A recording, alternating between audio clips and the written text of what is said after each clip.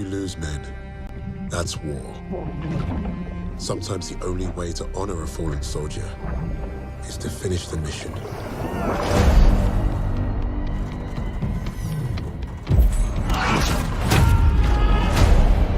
After years of fighting, the war had shaped us all. But the work wasn't over yet. The SOE put me in charge of a new team, handpicked for a top-secret mission. I'd led soldiers before, but this group were far more than that. Lucas was an expert demolitionist who had issues with authority. Wade was the most dangerous thing in the skies, and he never let you forget it. Helena was the best sniper in Russia. She wanted nothing but vengeance. Richard was my right hand. He always had my back. We were aimed at where our enemy was most vulnerable. Berlin is burning. From the ashes shall rise our vision for something great to the Fourth Reich. Freisinger is leaving Berlin. He's taken the Reich underground. Christ, what is that smell? It's the smell of death. Normally there are proper procedures to extract information.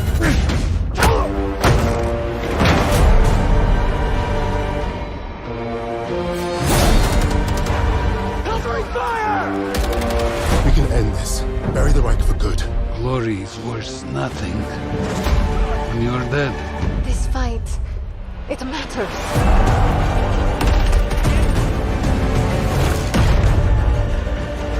Light them up! Forged in the fires. We were the tip of the spear. We were the Vanguard. Digital pre-orders get instant access. Can you hear me? Derek, you got me, brother? I got you. Can you hear me? I can hear you, man. How are you? All right. I'm doing good. How we are are you live, doing? brother, by the way, just so you know. All right. Dude, I love the setup. You got a little studio there, hey? Well, I'm telling you, man, during COVID, you know, everything kind of went a little crazy. So I basically turned this spare bedroom into a recording studio. So I also do a podcast now too. So yeah, so I've got a little bit of a setup here. Yeah, I can see that. What is that? A bunch of flags at the back there? Yeah, those are just countries that I've been to. So yeah. You been to Australia yet, mate? I have not been to Australia yet. Trust me, I hear enough of it from Marty Copping. Yeah, I think he told me to have a few words with you about something. I'm sure he did. I love Marty. He's good people, but yeah, he's a pain in the butt. He's a bloody asshole, isn't he? Let's be honest. How you been, mate? How's the last year or so been for yourself? The last year has been crazy, man. It's been I think for everybody and everyone across the world can understand this. Like I was saying just now, if you don't pivot in the middle of this, you're going to be in deep shit. As an actor, the whole business shut down for 6 or 7 months. I do a lot of on-camera work, and that was pretty much done. And it really kind of forced me to focus a lot more on my voiceover work. And thank God, I wound up getting a lot of projects in that time.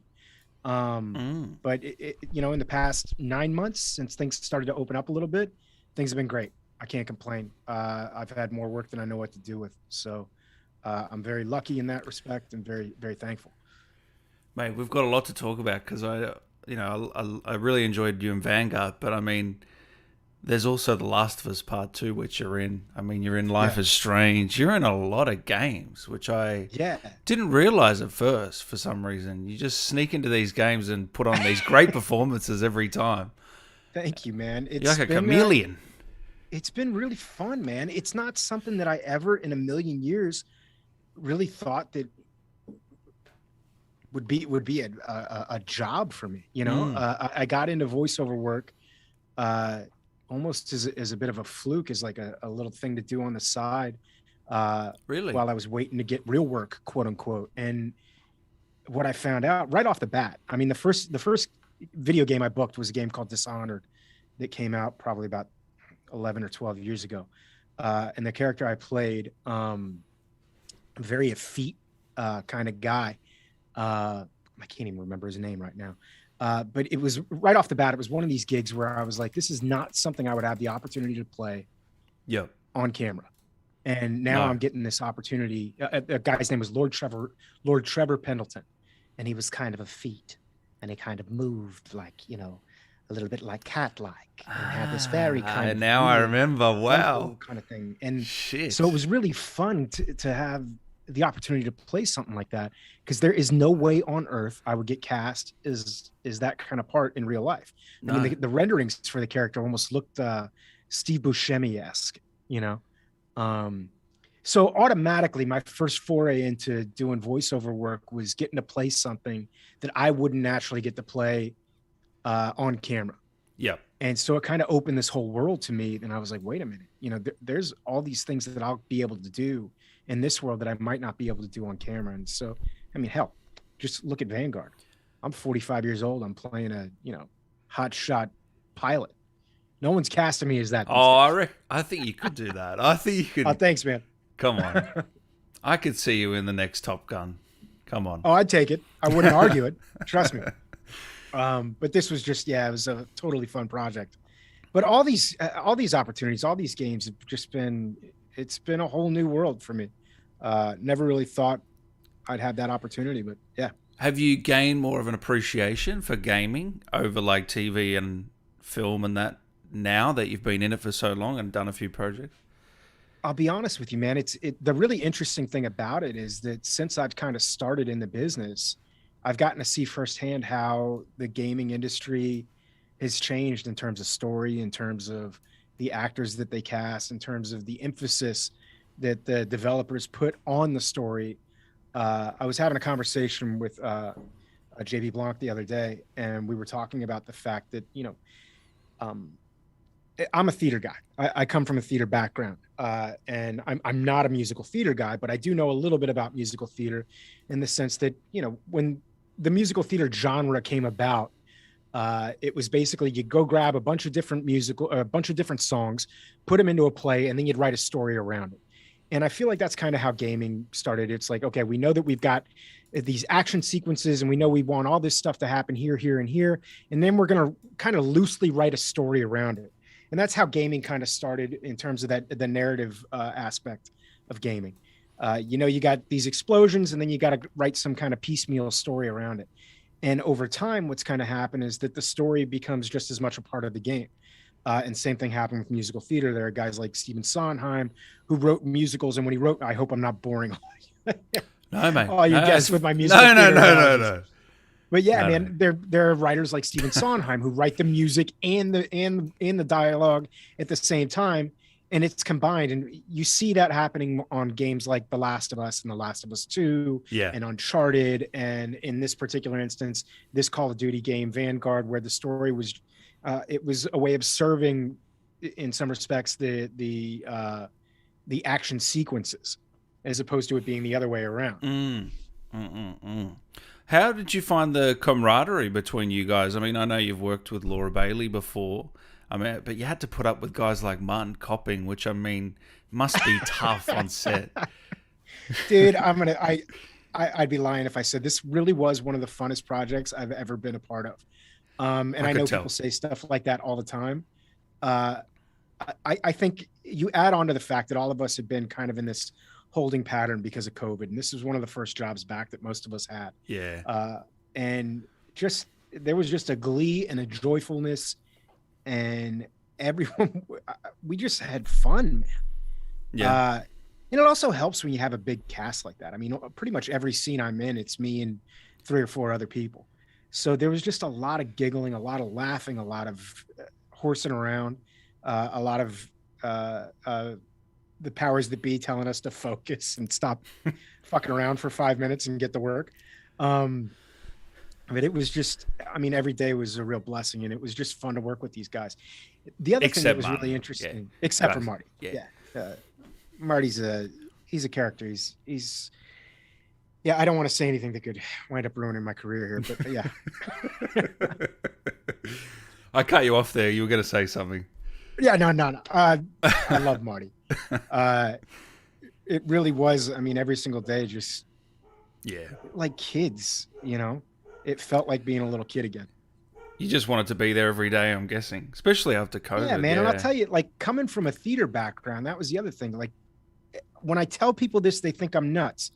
But doing performance capture is very much like doing theater.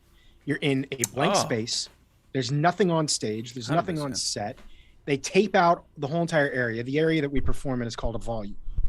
They tape out the whole entire area. And when you walk out there, they go, okay, so this is an aircraft carrier.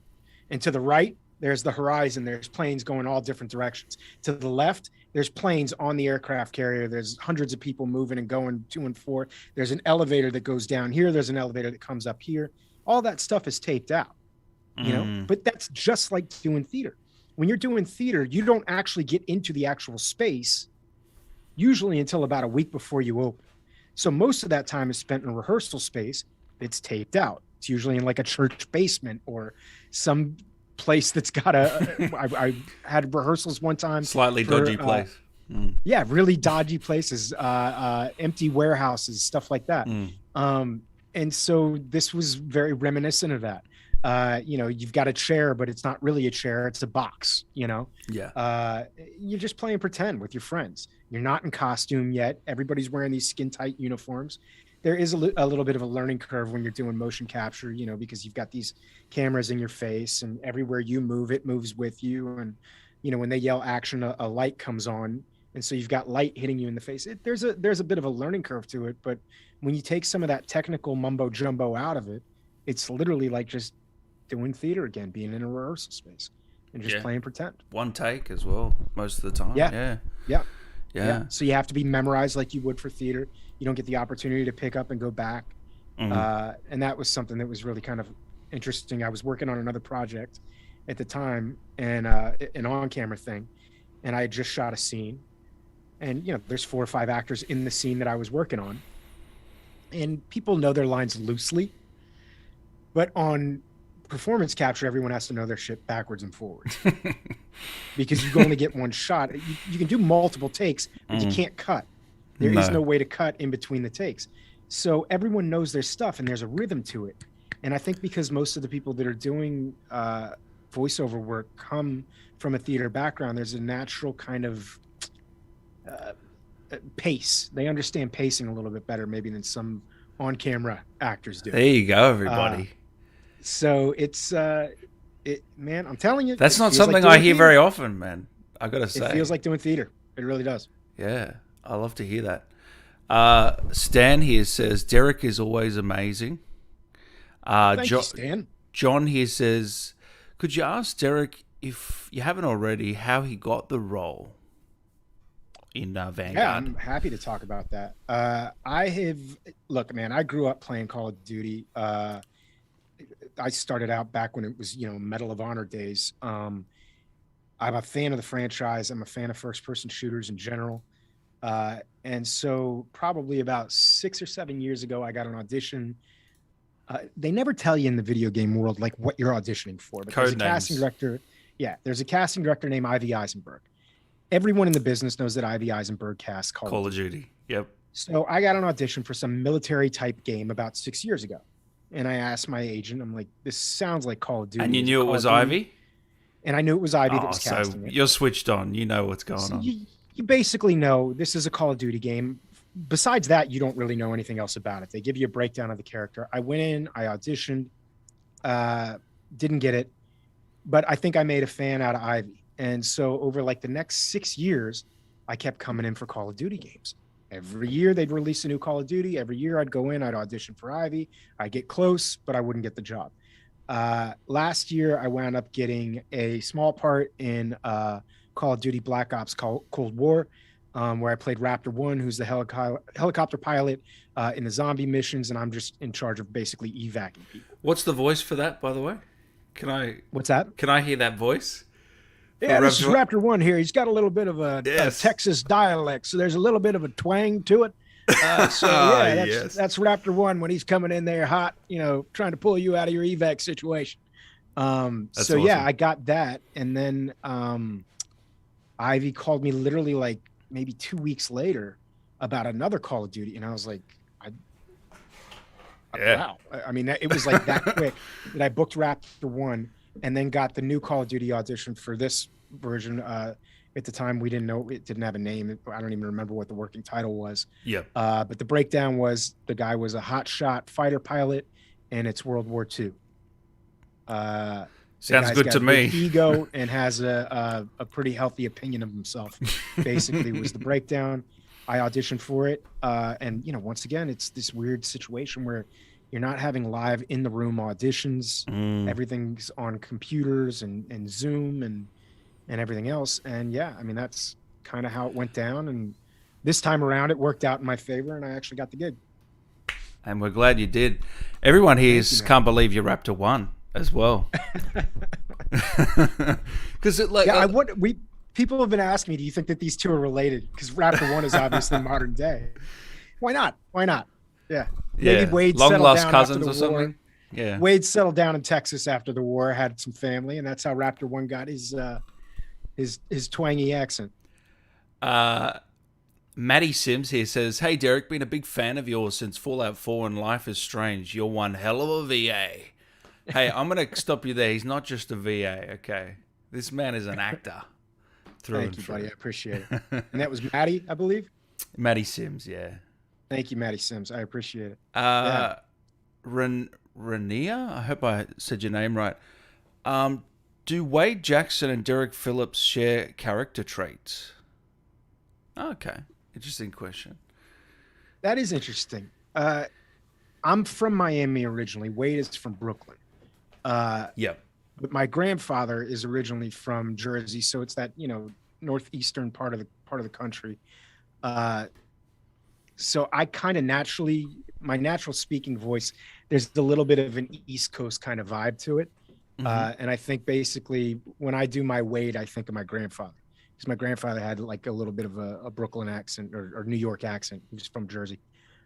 So when I'm doing my Wade voice, it's just a little bit more of that, just throwing a little bit more of that East Coast twang on. Wade has way more of a higher opinion of himself than I think I do of myself. Look, I think I'm pretty awesome, but Wade thinks he's the bee's knees. Yeah. So I'm trying to think of what other qualities. I was pretty adamant at one point in time. They had talked about Wade potentially being a Yankees fan, but because I had done the movie 42, I was like, can we make him a Brooklyn Dodgers fan? And I know in one of the renderings they had a Brooklyn Dodgers scarf, and then there was something written at one point in time where they said something about the Yankees, and I said, oh, no. Remember we had that scarf, and since I did 42, can we make him a Brooklyn guy? And that was 42, great movie. R.I.P. Chadwick, man. Damn. Yeah, that was devastating. Oh. I'm still in shock about that. For your listeners that may not know, I worked on the movie 42, which is a baseball movie. It was about Jackie Robinson, and it was one of Chadwick Boseman's first big movies before he got Black Panther. And it was just the whole situation with Chad passing away as early as he did is just devastating, because he really was just an upstanding guy. Quiet, reserved, a work ethic like literally no one I've ever been around. And we had the opportunity on that film. I was one of the Brooklyn Dodgers. I played the catcher in the movie. And so we started rehearsing. We had baseball practice for that for 3 months before we shot anything in the film. And so we were out there playing baseball every single day together. And got to know each other and got to hang out and got to know a little bit about each other's lives long before we ever shot anything on the movie. So it wound up being like 6 months of getting to know each other. And he was just really and truly one of the nicest people you ever meet on the planet. Last time I saw Chad was probably about, I want to say probably about 3 years ago. I was leaving a restaurant in LA and bumped into him.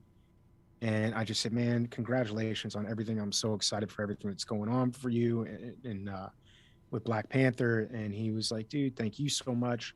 And Chad, this is, I think, just a sign of who Chad is. Like, I was sitting there singing his praises, and he said, and congrats to you, man, on everything you got going on. And I was like, well, I'm doing okay. I'm not doing what you're doing. And he goes, yeah, man, but both of us are working. And I mean, to even equate what I'm doing with the career that he had, I don't think he saw it any different. To him, it was work, and we were lucky to be actors that got the opportunity to work. And It's funny. I've never heard a bad thing about the man before, even after he passed. He's a good dude. You know. Yeah. Yeah. The other thing too, I mean, I had friends of mine that were working with him that none of us. I mean, I'm sure there was a select group of people in Chad's immediate family and friends that knew he was sick, but I had a buddy that did a film with him a year before he passed, had no clue. Wow. That he was sick. But I think that'll say something about the work ethic that the guy had, and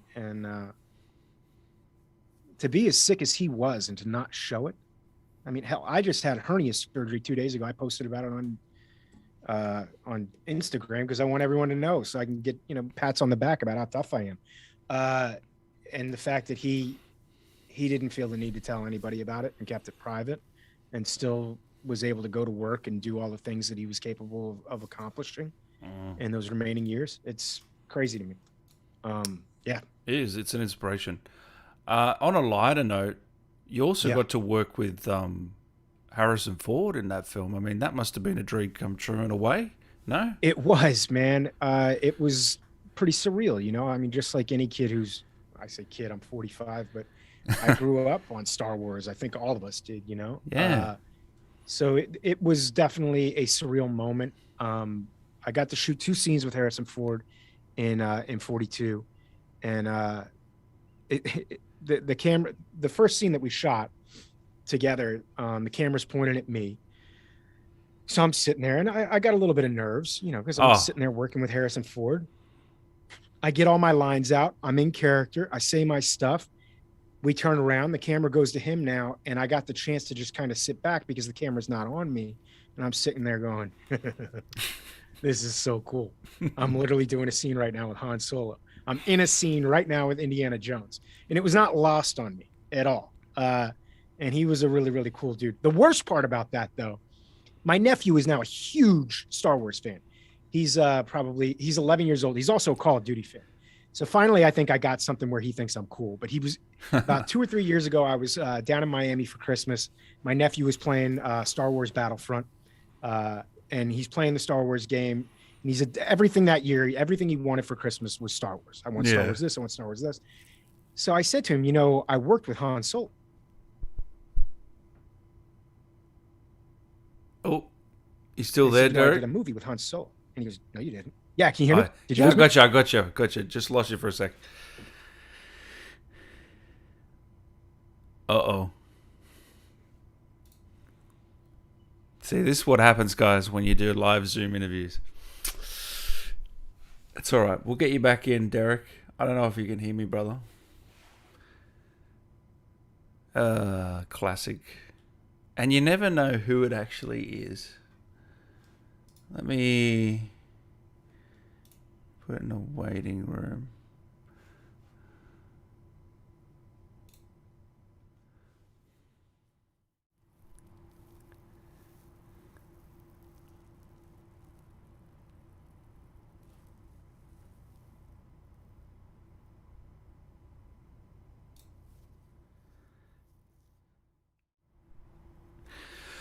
Derek will be back in a second, guys. I don't think we've had too many Zoom issues over the years, really. I think we've had 1 or 2 dropouts over the entire time I've done this, which is pretty lucky. So we were probably due for one of these. Gig Muscle, Maddie, Shatman, The New Vortex, Squad Up, Bonsai, Blue Blackwing, John Anthony, Ian Sava, Jericho, Gonzo, MG, The Wade. Han Solo was too strong for this stream. Oh, it's your fault, man. You just entered. Yeah, man. How could you? How could you do this? Derek, I reckon Derek has completely lost internet or something. I don't know.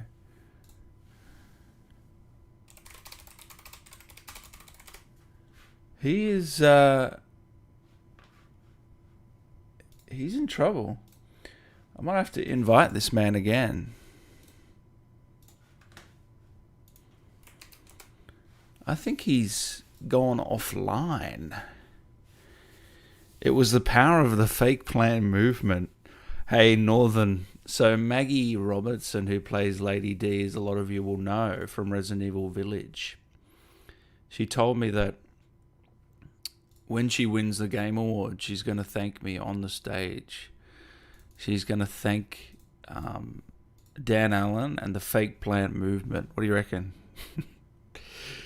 Can you imagine that at the Game Awards? Oh, man, that would be so funny. That would be hilarious. Derek is Gonski. He is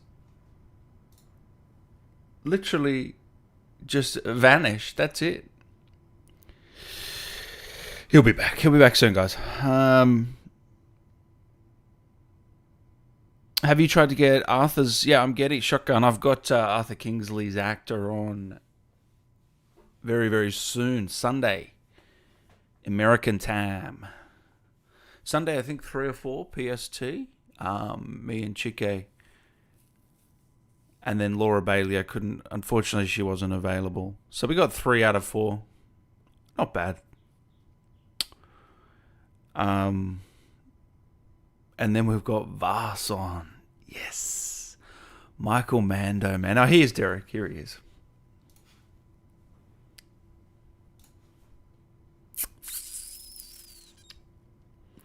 Hey, man, can you hear me?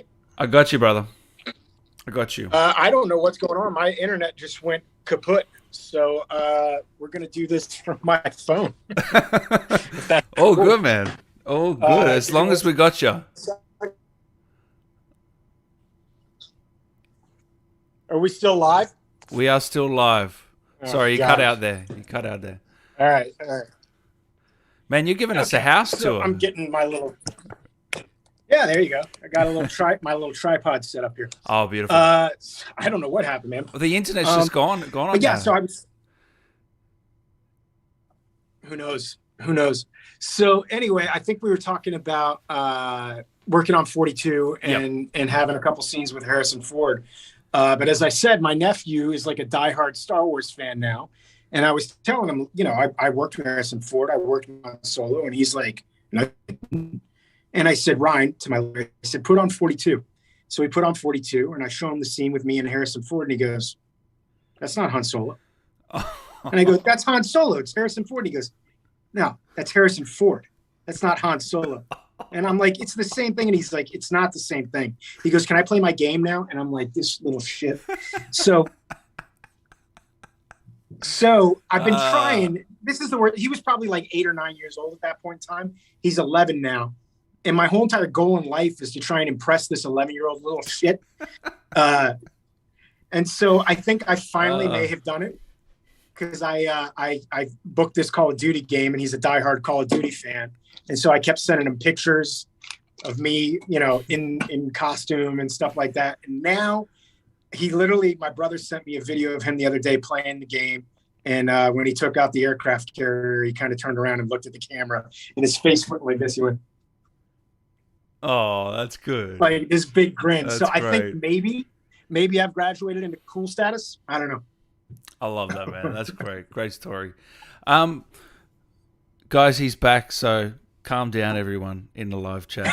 All right, he's back. You don't have to deal with just me, all right? I wanted to ask you about inspirations for those few sort of missions. I'm guessing you would have watched maybe Dunkirk and Midway as a couple of recent inspirations. I had seen Dunkirk before because this was specifically about the Battle of Midway. Midway was a great movie to watch to get an idea of it. Yeah. But going back to talking about Harrison Ford, a lot of what I based Wade off of was Harrison Ford.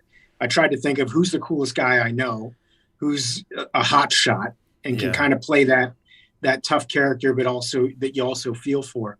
And so a lot of Wade was, based off of Harrison Ford as Han Solo, Tom Cruise in Top Gun. Yeah. A lot of those aspects were definitely pulled together from that. But then, I mean, obviously off of Richard Best, the actual pilot, that my character's based off of, Yeah, of course. It's based off a real life pilot. Yeah, they all are. All the characters in this game, all the characters in this game are based very loosely off of actual World War II characters or World War II people. Yeah, interesting. Ian here says, "What was it like when you got the call up for the role in Call of Duty? You must have been screaming in excitement, being a fan of the series." I was excited, man. It felt like it was a long time coming. It kind of comes in spurts though, because at first I booked the job and I was excited just to have the job, but I didn't know he was one of the lead characters in the game until I think we all sat down to do our first table read. And they got us the scripts. They're very, very secretive in the video game world. One of the first games I ever booked was a game called Aliens Colonial Marines. And we were 3 voiceover sessions into it. Wow. And there was a reference to Wayland Yutani that was brought up. And I'm in the booth and I go, "Hey guys, is this an Alien video game?" And they all go, "Yes, it is." You didn't know? Oh my goodness. So I was 3 sessions in before. Oh my goodness. I feel like that has changed a lot That's in so the video funny. game business. Yeah. It used to be so secretive that you didn't even know what the hell you were working on half the time. Yeah. On this one, we had, by the time we started working, we knew what we were doing. But I didn't know that I was one of the lead characters in the game, I don't think, until probably we sat down to read. Yeah. Man, that's so funny. It's crazy. Gonzo here says, "Raptor One, my man, you saved my butt more times than I can count. You did great in the campaign, and I hope all is well with you. Love you too, Dan." From Gonzo. Oh, thank you, man. Appreciate it. Now I gotta ask you about Last of Us, man, because I mean that series is really something special in my opinion. I mean, those 2 games are 10 out of 10s in my opinion. They're phenomenal video games. Yeah. In the first game, I believe you were the doctor in the first game, and then you got the call back, and you mustn't have believed that the role that came out of that, because no one thought anything of that at the time. Here's the deal. Here's what this is my story of The Last of Us, and as I said, you guys know, you video game fans out there know that it takes sometimes 5, 6, 7 years to make these games. I auditioned for The Last of Us, I want to say probably in 2010. Auditioned for it to play the older brother of Tommy? There were 2 brothers in the game. Very early on, 2 African-American brothers. They weren't African-American when I auditioned for the game. Okay, that role. Yeah. I can't remember what the character's name is, but I auditioned for that part and originally had gotten that part. And then 6 months went by and my manager and I were talking and I was like, "Have we ever heard anything about that Sony game that I auditioned for that I got?" And she was like, "I haven't heard anything. Let me call." We called. They said, "Yep, we still want Derek. He's still a part of it, blah, blah, blah, blah, blah." And then another 6 months went by. I still hadn't shot anything, still hadn't done any performance capture on it, hadn't done anything. So this happened 2 or 3 times that we called them and they were like, "We still want him. We still want him." And then finally it was like, the game has actually changed since then. Those characters no longer exist. We still want Derek to be in the game, but we're going to have him come back as something different if he still wants to be a part of it. I just was happy to be a part of the game. At this point in time, you have no clue what this game is going to be. Did you know it was Naughty Dog? Yes, I knew it was Naughty Dog. But I had no clue at that point in time. I mean, Naughty Dog wasn't even Naughty Dog at that point in time. I mean, they had Uncharted. You know what I mean? Yeah. Uncharted. But it wasn't. This is literally 2010, 2011 maybe. I don't think I recorded my stuff for The Last of Us until probably 2012. Yeah. And at the time, It was, I mean, I was thankful to have it. It was just another voiceover gig at the time. And then when I actually played the game, I was like, oh, wow, this is different. Yeah. I can honestly say I have never been as emotionally invested in a video game character as I was in these characters. That scene when you're in that bar getting chased around and that guy's trying to kill Ellie and you're playing as Ellie. Yeah. I mean, my heart was because you've got such a connection with this character at this point in time. As you're playing it, you're like, I have to keep her alive. I have to keep her alive. I have to keep her alive. And I've never felt that kind of, as I said, that kind of attachment to a character. Now, I will say I was completely and totally surprised when they brought me back. Neil Druckmann called me and he said, hey, I'd love to sit down with you. We're going to be bringing your character back from The Last of Us. And I'm like, what character? I mean, the surgeon was almost a second thought because I wound up playing, you know, a few characters, a couple of different fireflies, some security guards, whatever. How bizarre. I mean, I was beyond thankful. And then when Neil brought me in, I'm like, why does he want to have a meeting? It's a tiny little part, you know? And then he told me what they were planning on doing with the character. And it was like, oh, wow. Like I was blown away. So he spoiled everything to you right there and then, you know. Oh yeah. They told me what the whole game was. At that so did you have to sign an NDA? Oh yeah. Yeah. Oh yeah. I had already signed back on to the game at that point in time. I had already signed my NDA, but he brought me in because he wanted to tell me what I was playing. Yeah. Because at this point in time, I'm playing a guy named Jerry. We don't know anything else about him. I would have known what the character was, I think, at this point in time. But I think he had to tell me what happened with Joel and what happened regarding Abby and all that other stuff. Wow. And when he was telling this to me, I was just sitting there kind of flabbergasted. Like, number one, they're going to do this to Joel. I still think it's brilliant storytelling. When Neil and I discussed it and talked about it, what Neil was telling me, he told me a little bit of his background and the fact that, you know, he's Israeli by birth and was born and raised in Israel and got to see firsthand a lot of the atrocities that have happened on both sides in the Palestinian conflict, and wanted to talk basically about how an eye for an eye makes all of us blind. And that was kind of the concept behind The Last of Us 2. And when he was explaining it to me, I was just sitting there going, this is brilliant. This is brilliant. And the fact that I'm going to be the device that kind of sets all that in motion, it was like, I was thrilled to be a part of it and just excited to get to work on it. When he's telling that to you, is there any hesitation in you or him about like the fan reception, what that's going to be? Or is that not, is that just an afterthought, or like, because I mean, I really enjoyed the story, but it definitely did get some negative feedback across the 100%. And yeah, look, I can answer that, and I'm happy to talk about that, to be honest with you. When he was telling me this, I remember being shocked and thinking, oh my God, this is going to happen to Joel, but also thinking it's brilliant storytelling. If you remember correctly, the tail end of Last of Us, you're going in there and you literally just slaughter every single person that's a Firefly. I mean, you destroy everybody. Well, I was going to ask you, when you played it, did you? I only killed your character. I didn't kill the other doctors. As I went at the end. Yeah, you may not kill the other doctors, but you kill every single person that's in that facility. Yeah. Once they come out. Yeah, you're right. Okay. So from a storytelling standpoint, I'm going, dude, this is amazing. That's an amazing idea. Yeah, are people going to be shocked? Of course they're going to be shocked. That's okay.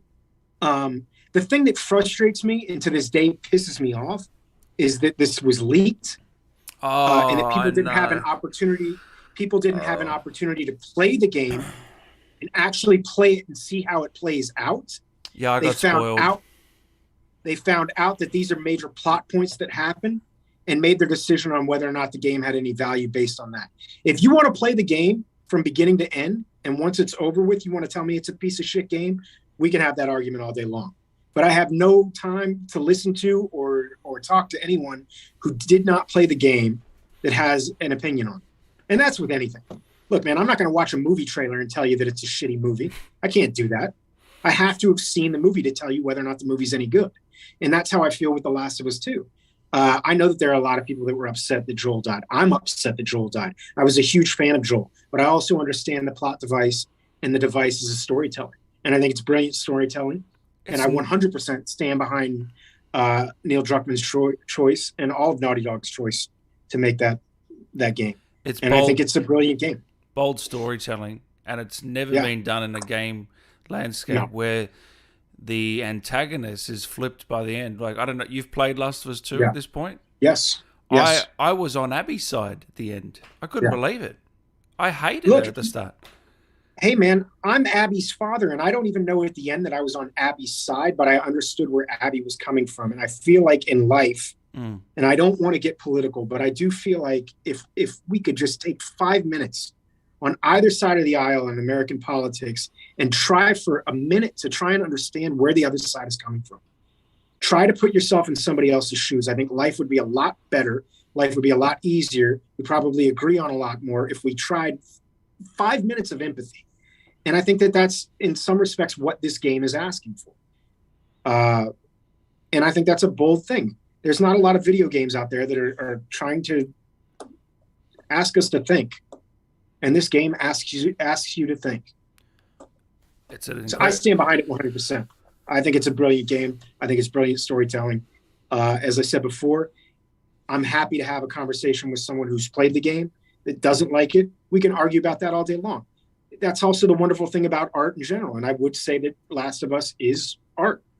And there's very few video games that I would say that about, but this is a piece of art. And I think that with that, it's okay to have different opinions. It's okay to have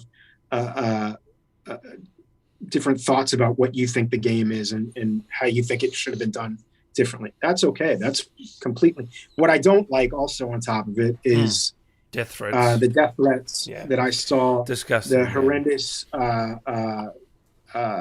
anti-Semitic comments made to Neil, death threats made to Laura Bailey. That shit, I got no time for that. No. Man. There's no place for that. Did you ever speak to Neil or Laura about those death threats or anything? Or they're very strong. I know that they're very strong people, but they are. They're stronger than I am, to be honest with you. I think I would have.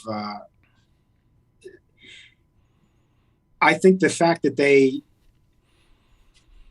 took it and didn't respond, and when they did respond, they did it with such class. I don't think I would have been able to do that. So I have the utmost respect for them. And the reality is I wasn't getting that. I wasn't getting death threats. I'm not a big enough character in that game that people were coming after me.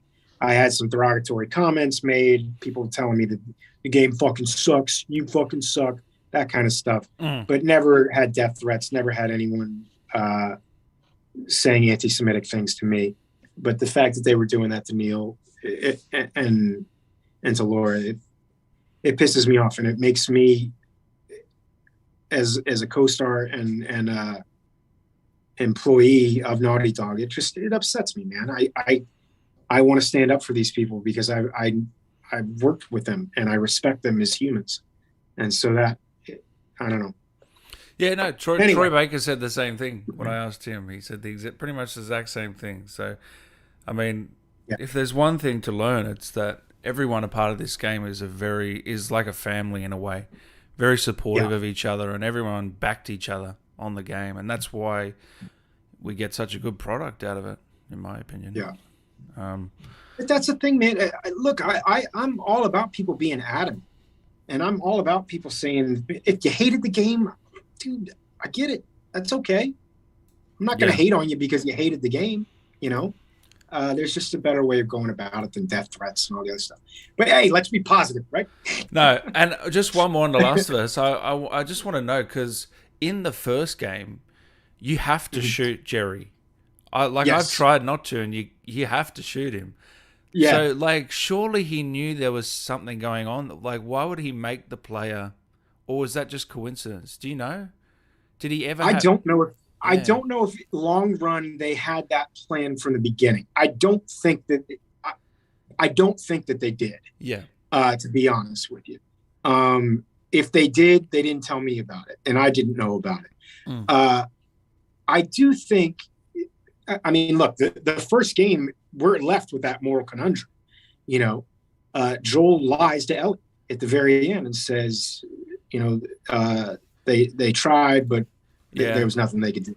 You know, he doesn't tell her that he wound up pulling her out of there and killing all those people. Because, I mean, we have that discussion in the second game where Ellie says, when Ellie does find out what actually happened, and she's pissed. She thinks that her job was to be the sacrifice, and Joel was incapable of allowing that to happen, you know? So I think the game, even in the first one, you're dealing with these moral conundrums, these quandaries of what's right and what's wrong. I think that's why the game touched a chord the first time, and why I think it touches a chord the second time. If people are honest with themselves, I think if they remember what they really liked about the first game, is also that moral ambiguity. Now I've got another couple more. Sorry about this game. I just love this universe, man. Are you looking forward to the TV series on HBO? I am, man. Yeah. And people have asked me if I'm a part of it. I haven't heard anything at this point in time. I'm crossing my fingers that my phone will call. That they'll call me at some point in time, because I know that they've used some of the actors from the game at this point. I just would love to have an opportunity, even if it's not to play Jerry, and I don't even know if there will be a Jerry in this story. I don't know the story they're telling. I'd love to be a part of it. Obviously, it's one of being a part of the Last of Us family has been one of the highlights of my career. So yeah, I'd love to be a part of it. HBO are usually pretty good, let's be honest, with TV series. Yeah, you think? They do pretty good work sometimes. Yeah. And then the other one was, do you think they're going to do Last of Us 3? Because I'm not sure now. That's a tough one. I don't know. Yeah. And I don't know where we go from here. I'm not a writer, you know? Because it does feel unfinished in a way. Like, it does feel like there's one more story. But I just... I'm sure that there is. I mean, there's plenty of story in that world. You know, because the world itself, that post-apocalyptic world in and of itself is fascinating. Now, I guess the ultimate question is if there is a Last of Us 3, is it Abby's story, is it Ellie's story, or is it either of their stories? You know? I don't know. Yeah. I don't know. I guess we know the fate of your character. Sorry, mate. I don't know. Yeah, we know what happened to me. I don't. You never know. You might still be in it. Yeah, and it's your fault, and it's all your listeners' fault too. It's all of our fault. Guys, if you have any questions for Derek, send them through. I know there's a few here that I'll get to now. Let's have a look here. The Last of Us is one of my favorite games. It's so cool to know how they chose to film the Last of Us TV series in my hometown. Oh, nice. Nice. Big fan of the Vanguard characters. Big fan of Wade, Derek. Thank you. Could you ask Derek what was the longest time he's ever spent on one production? Well, I mean, this one isn't really fair. I was on a TV show for 5 years, so that's the longest time I spent on one production. Yeah. So, I mean, we would take little hiatuses here and there, but we worked on it for 5 years straight. So, for a game, I'm guessing it was Vanguard. Tough to say.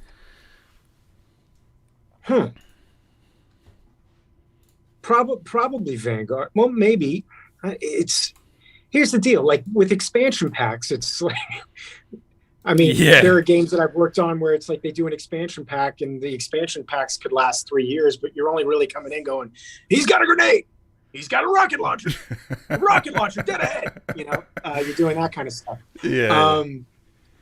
But this this was the most involved that I've been on any video game. You know, this one's from doing the performance capture, because we did performance capture every day for about a month and a half. So we were in there literally almost every day, 8 to 5, doing performance capture on this.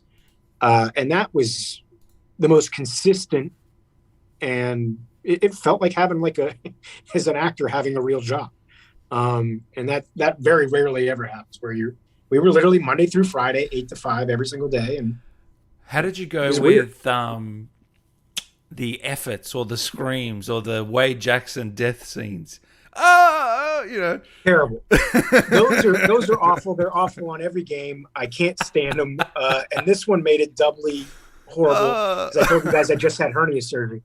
Could you draw on that real life experience a little bit? I was doing here. I'll show you. I was literally doing all those efforts and holding my stomach like this because I had a hernia, and so I'd be in the voiceover. Sorry, booth I shouldn't be laughing. No, it's funny. My intestines are literally falling into my scrotum. What's funnier than that? It was, yeah. So doing all the efforts on this game was not fun. But I mean, the people that it's Sledgehammer and JB Blanc, who's an actor. JB knows how this is, and JB was like, "Mate, well, you good? You need a break? Take a break." You know, so I take my break and chill out and. How did he take my 5 to 10 minutes in between? How did he get the direct? Because like he's known for being an actor. Usually, I thought like his resume is huge. It is, man. I'm not sure how he got this gig, and I don't mean that in a negative way. I mean he's brilliant. JB was awesome to work with. It must have. Is it something he wanted to do? I'm guessing. I think so, but I think that if I remember correctly, this is one of his first forays into PCAP directing. But dude, he's good. Like, I know video games pretty well, and I know the voiceover business pretty well at this point in time. JB's one of those guys who's just like veteran status. It's Troy Baker, it's Laura Bailey status, where, you know, I think I've probably done 20 or 30 voiceovers. Laura Bailey and JB have done like 500.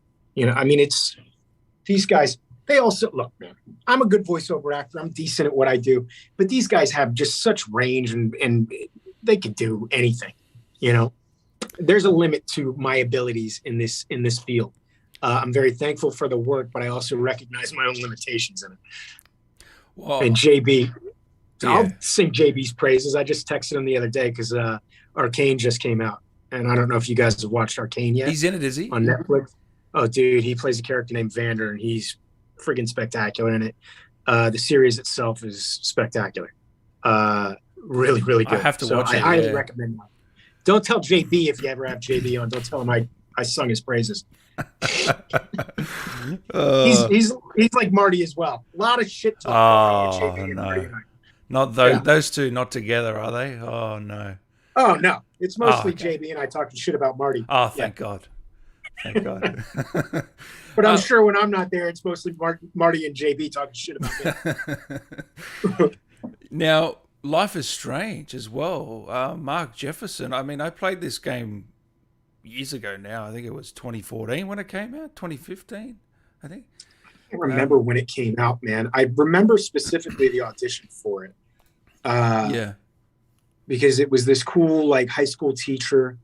This is another one of those games that you're like, I mean, you look at how the video gaming industry is changing and the storytelling. So I remember the audition for this one. The guy was a cool teacher, but then they said, we're not sure where we're going to go with this, but there's a chance that this guy may also be like a mass murderer. So let's see that aspect of things. But I felt like they were leaving it very vague and very open. And it wasn't until we started recording, I think there were 5 or maybe 6 episodes of Life is Strange. Because it was released periodically, or almost like episodic. And by the time we got to the 5th episode, up until this point, I'd just been playing Mark Jefferson as the cool hip teacher. I even asked him, I said, so is that whole storyline where he's like a murderer? They're like, oh, no, we're not doing that anymore. And I was like, oh, okay. Gotcha. So I just played him as the cool hip teacher, and I think that was a good note. Wow. directorially because it didn't allow me to start playing what I thought he might be, waxing the mustachio, kind of thing. And so when I actually did wind up becoming the villain in it, it was like, oh, nice. So now I get to really delve into that. So you reckon that was on purpose? They didn't tell you? Yeah. To keep it 100%. so no one knew, it wasn't. Yeah. You weren't catching on. I like that. Well, nowadays too, man, I think you got to be careful it's even, when they were doing Star Wars back in the day, on set, they never said, Luke, I am your father. Mark Hamill had to find out about that later. Yeah. So I think look, man, with the way things get spoiled regularly, I think it's good on them that they did that. But then also as an actor, I think sometimes if you know too much, you might start playing a little bit of that. And I don't think they didn't want me to give away anything. They didn't want any red herrings that Jefferson was the big bad. Can I ask, is that one tougher than others? Because it feels like that game should be PCAP, but it's not.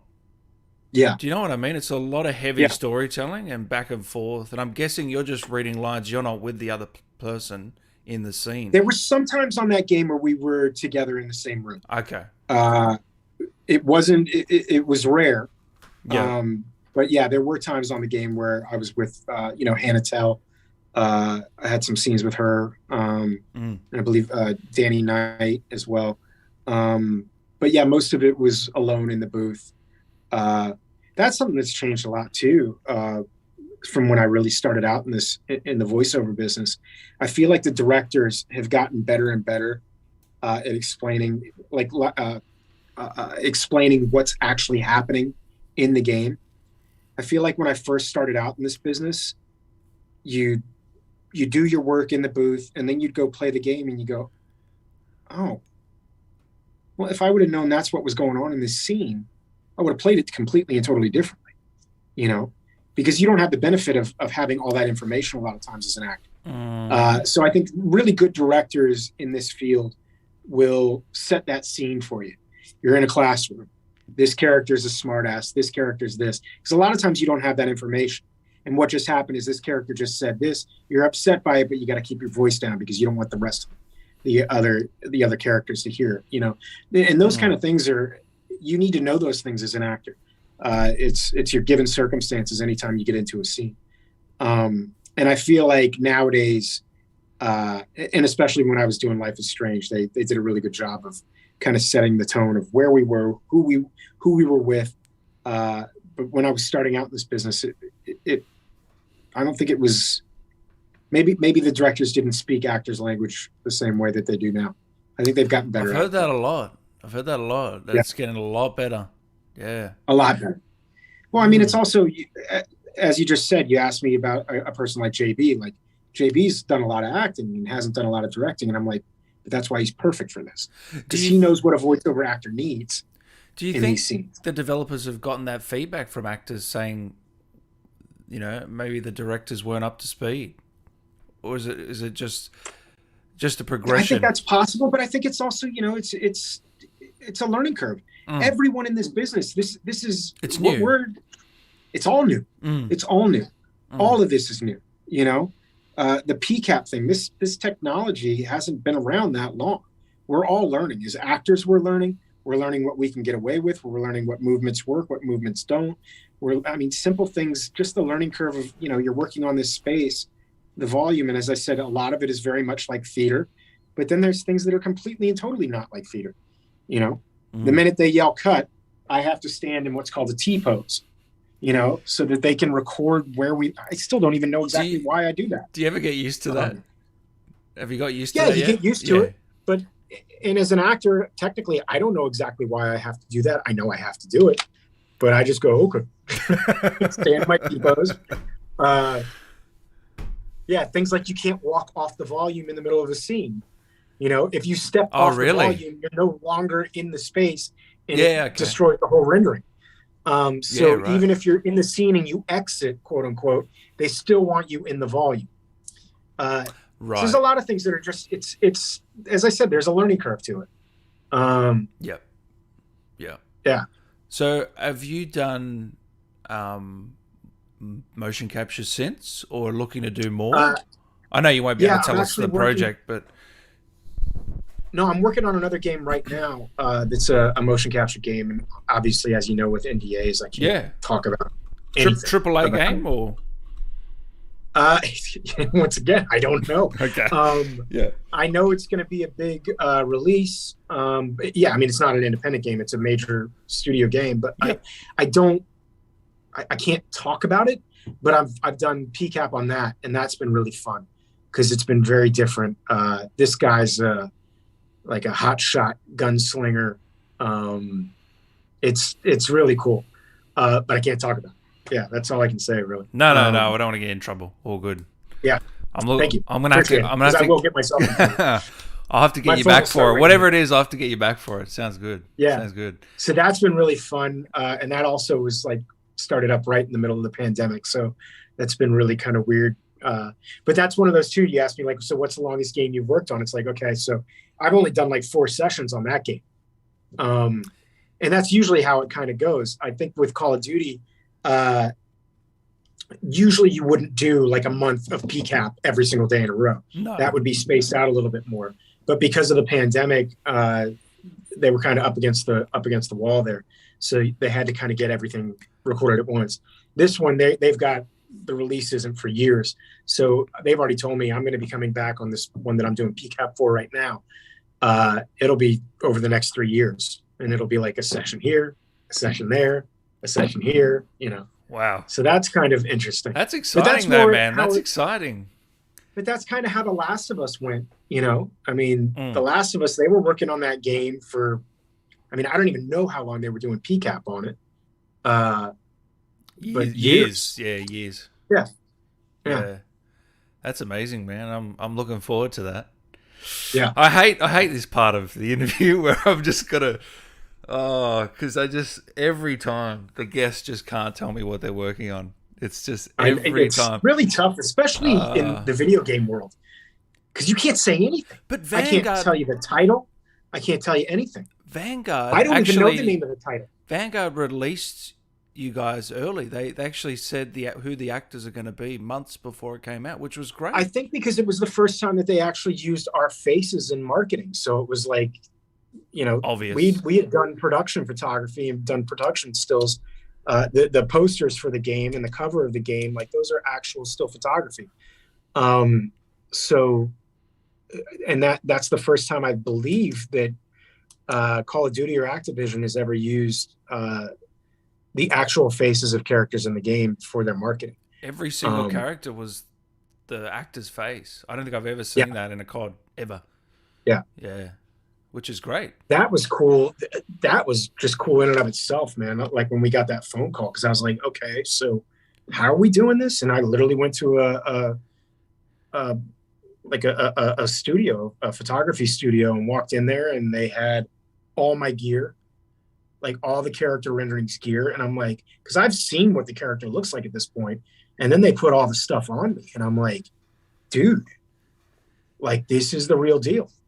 See, had all the real weapons and everything. And Richter, Dominic, I didn't know it was him. Like I thought, geez, this looks a lot like him, but I just didn't put 2 and 2 together because of the accent. And then look at the credits, it's him. I mean, he was phenomenal too, wasn't he? Dude, Dom was unrecognizable. I mean, obviously, all of us know Dominic Monaghan from Lord of the Rings and Lost and Star Wars. I mean, he's a very recognizable guy. But when he came on set and I heard his voice for the first time, I was like, whoa. It blew my mind. That scene with him that I got to have with him where I'm in the chair and he kicks me over. It's just fun to work on that with him, man. Good actor.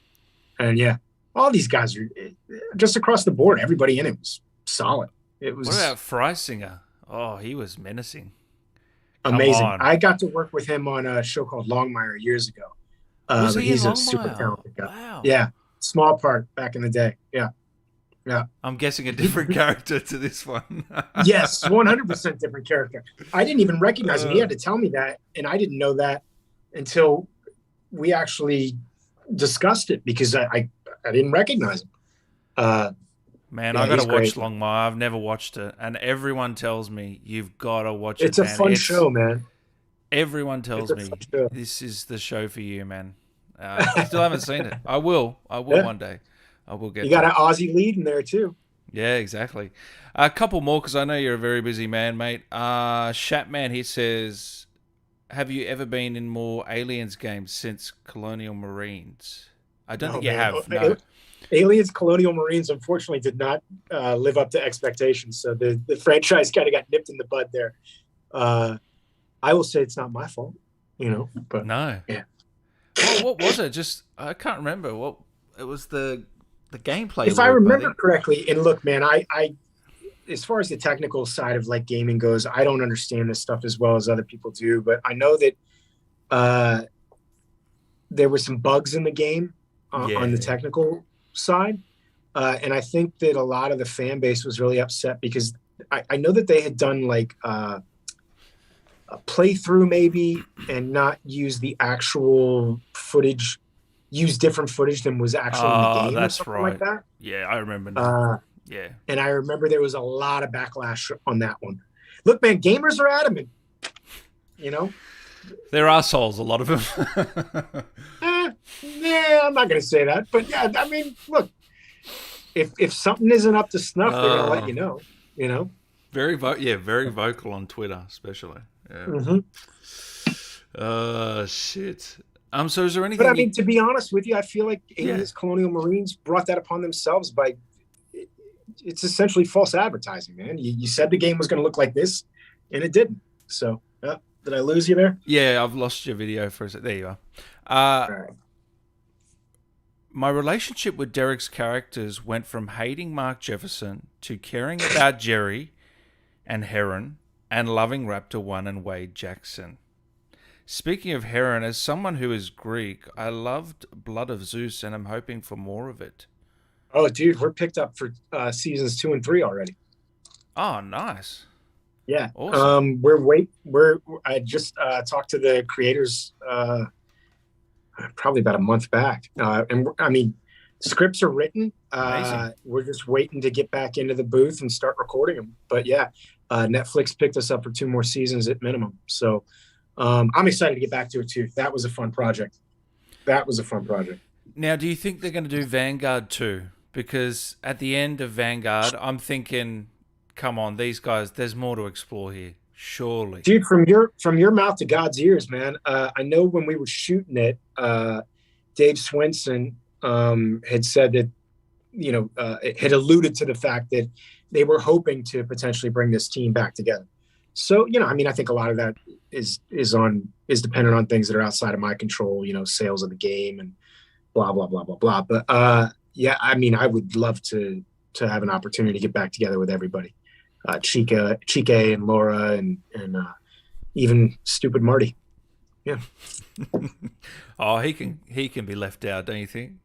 He doesn't need I'd be fine if he was left out, actually. No, we can't do Marty that copying. to you. Marty fucking copying. So is there anything you can tell us about, mate, that you're in the next year or so? Besides Vanguard. Everyone should play Vanguard, but yeah. Yeah. I just shot a pilot for a new show on Fox called The Last Police. Yeah. So I'm crossing my fingers that winds up going. Cool concept. Those pilots must be tough because you want them to succeed, but in the back of your mind, you're thinking, the chances are sometimes they're low, aren't they?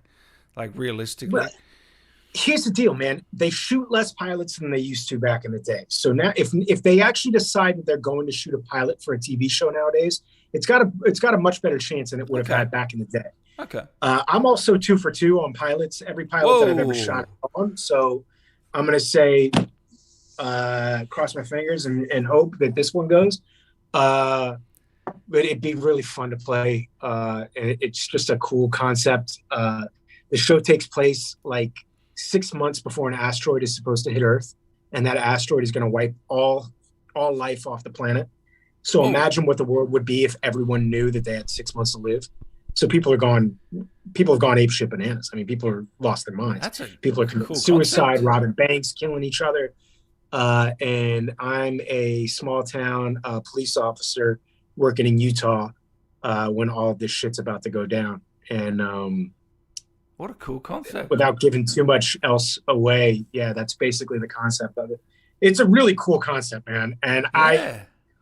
I'm just hoping we get the chance to do it. You know, we shot the pilot a month ago in Utah, and I'm just excited to see what happens moving forward. Do they go big on the pilot in terms of budget, or do they have to scale it back? They go big. No. I mean, that's also a good sign. The fact that they spent the money that they did on this is always a good sign. There's sometimes people are a part of a project and they don't spend the money on the pilot. And if they're not spending the money on the pilot, it probably means they won't spend the money on the show. But yeah, I mean, Fox seemed very excited about this. Man, also, that's the exciting. time in which we shot it, the fact that we shot a pilot in October bodes well.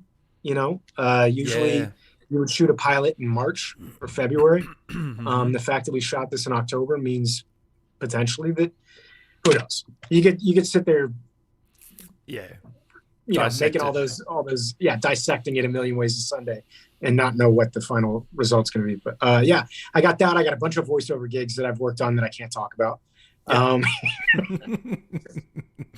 I've got Injustice that just came out, where I played Nightwing and Aquaman, which was really cool to be a part of. My first foray into DC, and I got to play Nightwing and Aquaman. Wow. Yeah. Nice. My Aquaman is a very small part comparatively. I don't think I'm in the running of throwing Momoa out of his spot just yet. But it was cool just to be a part of that universe growing up as a comic book fan.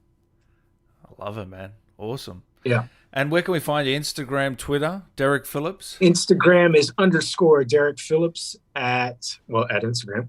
And Twitter is Derek Phillips. I think there's Derek Phillips, right? Beautiful. You have to look.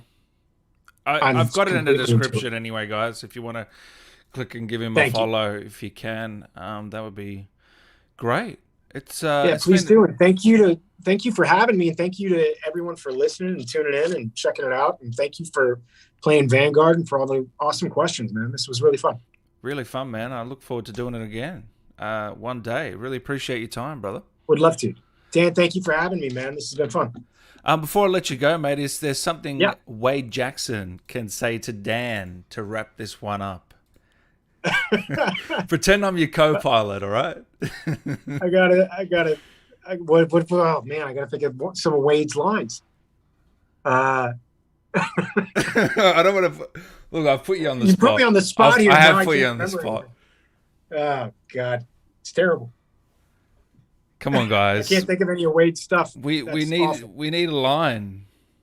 Come on, guys. Can anybody have a line fresh? All I can think of right now is him going woo-hoo as he drops the bomb on the aircraft carrier. That's all right, man. All good. I'm gonna. How about the last line where Wade says, "Hey, everybody, hang on back there. Hang on back there." Love it. Thank you, man. Appreciate your time. Have a great day, mate. Have a great week. I appreciate it. Thanks so much for having me. Take care, man. All right, later. The greatest interviewer of all time. Dan Allen Gaming. If there's one podcast you want to hear this year, it's Dan Allen Gaming. Dan, we've got a job to do. Mr. Allen, I've been waiting for you, Mr. Dan Allen. Anyone who's anyone has heard of the likes of you, especially your YouTube channel. It's amazingly entertaining. Good job. This is Geralt of Rivia, and you're watching Dan Allen Gaming. Yeah. This is Agent 47. Subscribe to Dan Allen Gaming. He's a great guy. I always knew we were destined for something great to happen. A lot of people want to change their cards, not me. I like the hand we've been dealt. I'm gonna come find you, little man thing. Dan, I knew you'd love me.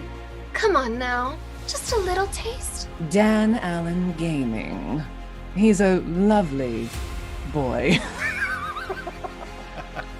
Super Dan, you number one. Woohoo! This is Colt calling out to Dan the Animal Allen. I'm gonna break this fucking loop, or I'm gonna break your neck. You're watching Dan Allen Gaming, and you're going to regret it. Dan, you and I are gonna take back the universe for humanity. We're having a problem with Metal Gear, and I need your help. So contact me by codec, damn it! Dan Allen! You and I going dark now. Are you being cheeky, Dan? I'd rather keep this for close encounters. Tune into Dan Allen Gaming, or else I'm coming after you. You're fucking down. I've been interviewed by Dan Allen of Dan Allen Gaming. Not to be mistaken for Van Allen. You know the belts? No, not the same guy. Not even related. Okay, Jackie out. All the best to you. Just don't cross me. Dan Allen Gaming, you have got to be one of the best things to come out of Australia. Did you know that? You and me, we would have been unstoppable. Anyways, outlaws for life, partner. Your face, your ass, what's the difference? It's okay, Dan. I know you didn't mean to hurt me. But you shouldn't have done that. It fucking hurts! Let's find out if Dan Allen Gaming really is the best fucking show in town. Dan! You eat babies! Everybody knows that!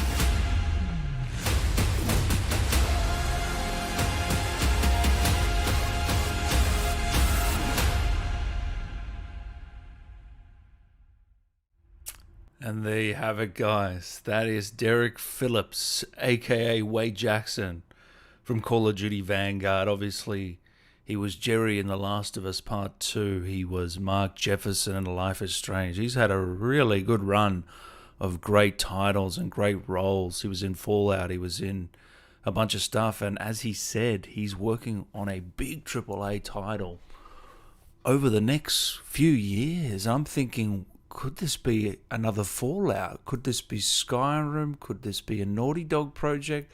It sounds big, and I'm looking forward to it. Guys, thanks as always for joining me for another live stream. We've got Arthur Kingsley, aka Chike, coming on very, very soon, and Vas. I mean, this is a huge deal, guys. Vas, Michael Mando is coming on the show. That's incredible, and it's all thanks to you guys, so I really appreciate it. We couldn't get Laura Bailey on for Vanguard. Hopefully one day we are able to get her on. But for now, guys, let's head over to my news correspondent, Alan Daniels, for the latest update on the news. Take it away, Alan's.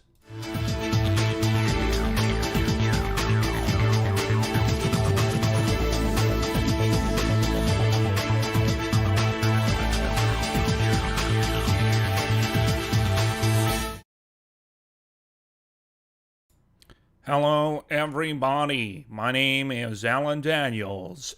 Welcome to Breaking News with Alan Daniels. Let's get straight into it. Story number one. My colleague, as you saw, Dan Allen, has interviewed 3 of 5 of the Best Performance nominees for the Game Awards. Jason Kelly as Colt, Maggie Robinson as Lady Dimitrescu, and Osama Aguilar. Sorry, I'm really bad with names. Ozzy as Juliana Blake. 3 incredible actors up. I hope you vote for one of the 3 of those incredible actors and check out Dan's interview with any of those 3. Our next story. Vas, Michael Mando, will be coming on Dan Allen's show very, very shortly. It's happening, I believe, Tuesday. Don't quote me on that. I don't have the... Does my editor have the details? Do you have the details? No, he doesn't have the details, so we're a really professional show here. Next up, a new game, Multiverses, has come out by Warner Brothers. This game is going to be a competitor to Super Smash Brothers, but with the Warner Brothers roster. We've got Arya Stark, Batman, Bugs Bunny, and a bunch of other characters. Where is the Dan Allen or Alan Daniels character? Will they be in the game? My answer is probably not. And our next story, Call of Duty Vanguard, is out now. That's not the story. The story is Arthur Kingsley Chike is going to be on the show as well. Dan Allen will be interviewing him on, I believe, Sunday. So make sure you tune into that at 3 p.m. PST. And our final story, the GTA trilogy is a very underwhelming 0.5 Metacritic user critic score. Very, very sad. And it looks like ever since Dan Houser has left Rockstar, things are just falling apart for the studio. Will they come back like No Man's Sky and create a phenomenal game out of what is? I don't think they will, but let's hope something happens with that game. Guys, you've lost me. There I am. Sorry for this terrible production. My editor is going to be talked to after the production. Okay, let's check in with our weather man, Jeremy Longbottom. I believe he's up in the sky. Jeremy, are you there?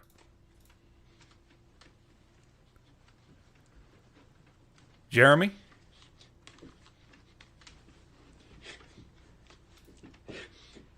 Hey, Allens. Hey, Jeremy. As you can see, I am currently in an airplane in the sky. I have absolutely no idea how I'm going to get down, Allens. The weather looks great here, though, Allens. Thank you, Jeremy, for that incredible weather segment. And now let's check in with Gary the Zen Guru. Gary, you're there. Thanks, Alan. I just wanted to take a moment to apologize to all the viewers from the last segment that I did. It's been made apparent to me that I need to actually take some classes. I can't stop thinking about a game of Call of Duty I played last night. I was doing so well. I was 1 kill streak off a UAV. So I was on 2 kills. And I went for the B flag. I shouldn't have done it. I shouldn't have gone for the B flag. But I did, because, sometimes you just got to get the points. You got to do it for the team. Cameraman, can we? I went for it, and then I was getting really close there. I didn't think that I was going to get.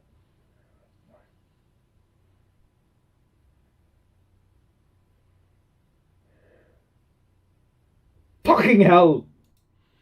Thank you, Gary, for that incredible segment. That's Gary the Zen Guru. He is a Zen Guru, but I am yet to see him in a Zen state. Hopefully he will get there very, very soon. Let's thank Jeremy Longbottom and Gary the Zen Guru. Guys, that is News with Alan Daniels. I'm Alan Daniels.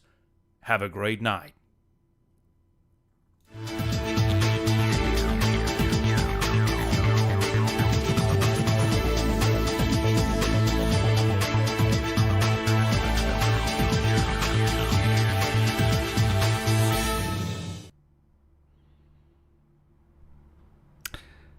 Thank you. Thank you, Alan Daniels. I appreciate that for the plugs. His news channel is watched by millions and millions of people, so to get a plug for my interviews over there is incredible. Thank you, Alan. I appreciate it. Guys, Kisma, Vincent, Jay Zillion, Coaster Boy, Garbin, my brother, Anime Boy, Northern Nerdcast, Lord Eddie, Artevel, the Cremator. You're all incredible people, and I hope you have a brilliant day, night, morning, wherever you are. And I hope you join me for the next few live streams. As always, guys, I appreciate a like, a subscribe, click the notification fucking bell, do all that shit. And I'll see you very, very shortly, guys. Take care.